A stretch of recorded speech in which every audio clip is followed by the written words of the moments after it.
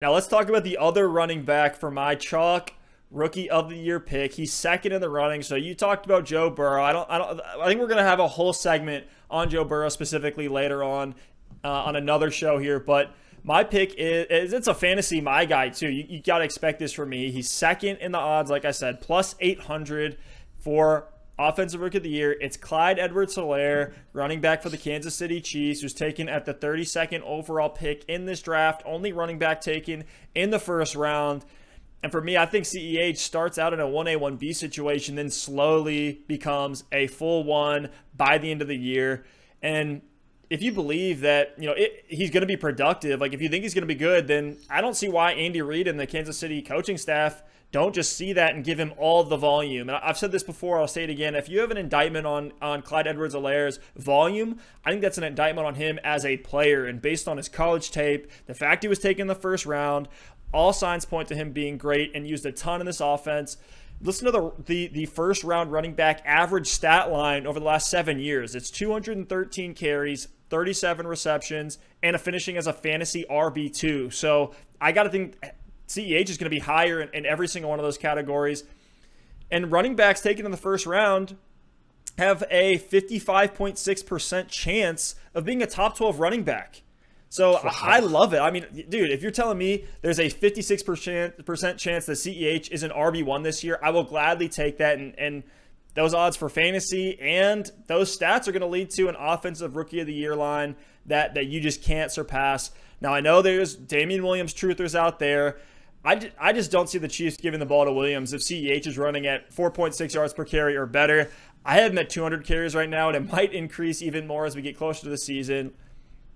Helaire's going to get goal line and passing work. We know there's going to be plenty to go around in both aspects. There's always been value in the Kansas City backfield over the last, call it 5 years. They've always had an RB1, at least an RB2, certainly an RB1 when they play all 16 games. And Damien Williams has never really been a workhorse. I don't think the plan for him was ever to be that workhorse role. Last season was his best season in almost every metric, and he dealt with injury, missed 5 games. He was more of a complementary piece in the Chiefs' offense, and they want to have him healthy for the playoffs. We saw a great playoff run that Williams had. Can't take anything away from him there, but I think he'll get a lot of passing work, but I don't think he's going to get many of those carries when we have CEH breaking them off to the house on first down and scoring every time they give it to him in the red zone. So right now I have him on the cusp of RB1 in fantasy. He's going to be a statistical darling and an easy shoe-in just based off of offensive production in 2020. I have CEH as a shoe-in for Offensive Rookie of the Year if it's not Joe Burrow. Wow. Stef, bringing the hot takes. And look, I think Clyde Edwards-Helaire is going to have a really good season. And something I want to call out is, like, if you were in on Miles Sanders last year from a fantasy perspective and just believed in Miles Sanders' talent, you have to be in on Clyde Edwards-Helaire. I'm telling you that right now, because when you look at the situation, it's actually very, very similar. Both running backs brought in with a decent amount of draft capital. There are veterans already there. Both offenses are good. But when you look at Miles Sanders compared to Clyde Edwards-Helaire, literally every single thing that Clyde Edwards-Helaire has compared to Miles Sanders is better. One, the draft capital's higher. Sanders was a second-round pick, mid to late second round. Clyde Edwards-Helaire went in the first round. Two, you look at the veteran that was there. For Miles Sanders last year, it was Jordan Howard. Jordan Howard's way better than Damien Williams is. So Damien Williams is there. He is not going to be a problem for Clyde Edwards-Helaire in Kansas City. Three, you look at the offense.